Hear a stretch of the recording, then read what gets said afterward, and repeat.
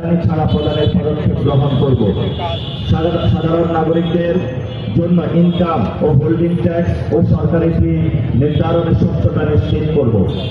শ্রমজীবী হকারদের নিবন্ধন ও লাইসেন্সের আওতায় এনে পুনর্বাসনের জন্য দীর্ঘমেয়াদী পদক্ষেপ গ্রহণ করা হবে।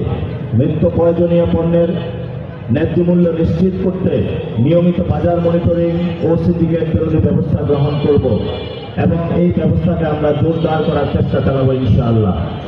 পল্টন, রমনা, মতিঝিল, শাহবাগ ও শাহজাহানপুর সহ গুরুত্বপূর্ণ এলাকায় পথচারীদের জন্য বিশুদ্ধ পানির ব্যবস্থা ও পাবলিক টয়লেট স্থাপন করা হবে।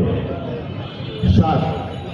আগামী প্রজন্মের জন্য ঢাকা 8কে বসবাসযোগ্য, দূষণমুক্ত ও পরিবেশ বান্ধব এলাকা হিসেবে গড়ে তুলতে আধুনিক ও কার্যকর বর্জ্য ব্যবস্থাপনা চালু করা হবে। বর্জ্য ব্যবস্থাপনায় সিন্ডিকেট ভেঙে সিটি কর্পোরেশনের সঙ্গে সমন্বয় করে নিয়মিত বর্জ্য অপসারণ নিশ্চিত করা হবে। গুলিস্তান, মতিঝিল ও পল্টন সহ গুরুত্বপূর্ণ বাণিজ্যিক ও জনবহুল এলাকায় নিয়মিত পরিচ্ছন্নতা কার্যক্রম পরিচালনা করা হবে। সড়ক ও ড্রেন পরিষ্কার করে জলাবদ্ধতা কমানো ও পরিবেশ দূষণ রোধে কার্যকর ব্যবস্থা নেওয়া হবে।